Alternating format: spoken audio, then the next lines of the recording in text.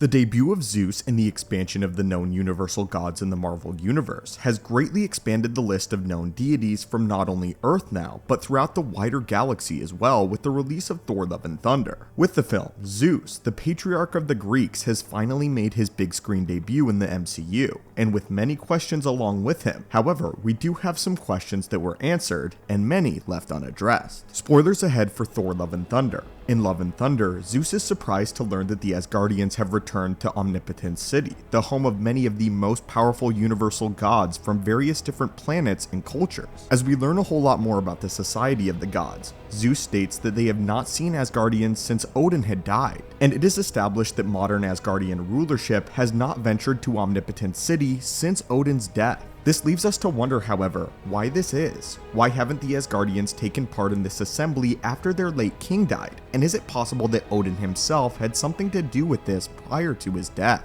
What was the falling out like between Odin and Zeus? And why did the Asgardians and the other gods not normally correlate with one another? Well, today, watchers of the Marvel Multiverse, let's explore this promising theory that may answer this important question and may lead into the future of a Thor sequel. As we'll talk about the general concept revolving around why Odin actively disliked Zeus and this rivalry that has led to the modern Asgardians largely abandoning Omnipotent City. While the outward expression of how this ultimately manifested itself is up for debate, this seems to be a likely catalyst for why the Asgardians are no longer involved with the other god pantheons. We are shown in the movie that Valkyrie is not only well aware of Omnipotent City, but that she is actively disgusted by the thought of returning to it, and they only venture there out of sheer necessity to stop gore, indicating that stories have been told about the fabled realm, the Asgardians, and the Greeks. It's unlikely, however, that she would have ever actually been to Omnipotent City, though it's not impossible. This is because the population of Omnipotent City seems to be a collection of the various leaders that represent each respective god pantheon, and Valkyrie has never been royalty or in a position of leadership until just recently. Since Zeus states that Asgardians have not been there since Odin died, it means that they haven't been there under Valkyrie's recent leadership.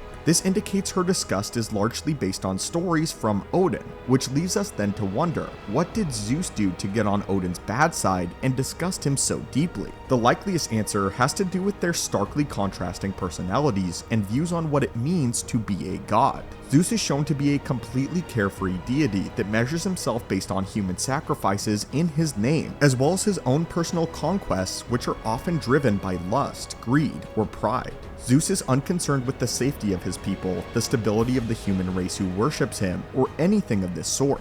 Odin, on the other hand, has always been shown to be a noble protector of the 9 realms and his people, and while he is an incredibly flawed individual who has made several major mistakes throughout the course of his long life, including his conquests with Hela, Odin cares for his people and those under his direct protection, which not only includes the Asgardians of his own homeworld, but the other realms under his defense. In the first Thor movie, he leaps into action in order to stop Thor from slaughtering the Frost Giants, and he seeks to maintain a truce with Laufey before finding out that any hope for peace has now been completely squandered. Odin charges into battle and has consistently shown himself to be a protective individual, going as far as to choose the safety of his people over the well-being of his own children. He has banished all 3 of his children at some point or another in order to preserve the sanctity of Asgard and ensure that they are all well protected, showing that the safety and security of this realm and domain is of the utmost importance to him. This means that he very likely would have been disgusted with Omnipotent City and those that were devoted to it and what it had devolved into, and he ultimately would not have wanted to return to the city at any point in time because of what it stood for,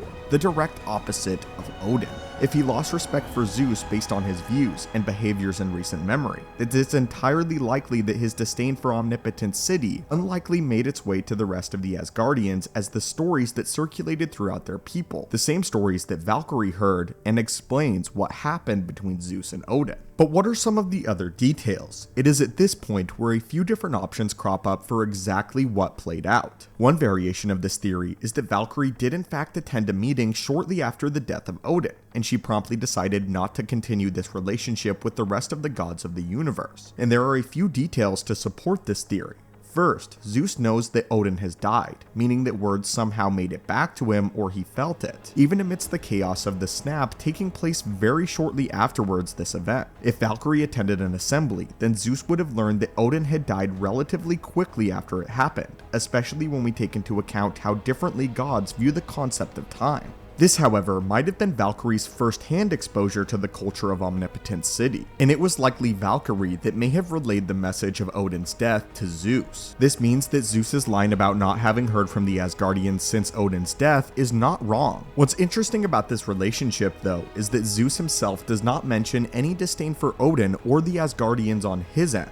Until, of course, Thor and his team attack the Greek soldiers defending Zeus and take his lightning bolt, severely injuring him in the process. He doesn't state that he hated Odin or ever fought with him. Something else important is that Zeus himself even comes to the same realization at the end of the film, realizing that the gods of Omnipotent City have become a joke, devolving into the laughingstock of the superhero universe. He states that people look for heroes now, and they do not fear their own gods anymore, and while Odin never sought to rule through fear, the same basic principle applies. Humans worship superheroes as the new gods because they seek a power that will save them, and Odin was of the philosophy that his subjects had to be protected, much like the modern mainstream superheroes that populate the MCU. This is something that Odin likely realized, and is another reason why there was a major falling out between Zeus and Odin, as Odin noted the transition into superheroes and them essentially being the new protector of humanity, as the gods, including Zeus, essentially abandoned their post and let the humans die. It's likely that Odin disliked Zeus for a myriad of different reasons, including his treatment of his subjects, and it's the fact that at the end, Zeus is talking about why he hates superheroes so much, not the gods, as all of them present there are essentially gods with the exception of Jane Foster, both Valkyrie and Thor are. So his more targeted rage towards superheroes is likely indicative of Odin's own thoughts on Zeus. And while Odin on the other hand encouraged Thor and even Loki to become heroes in their own right, Zeus maintained his old stance of being a powerful god that simply had to sit back and do nothing while his subjects died, with this likely being the major catalyst and hatred between Odin and Zeus respectively. But anyway, my friends, what did you think of this theory? Who do you think made the decision to abandon Omnipotent City, and an agreeable choice in the long run? Why do you believe Odin and Zeus ultimately separated from one another? As always, my friends, thank you guys so much for watching the channel. Hit that subscribe button to assemble and join our team, and I hope that you have a great day.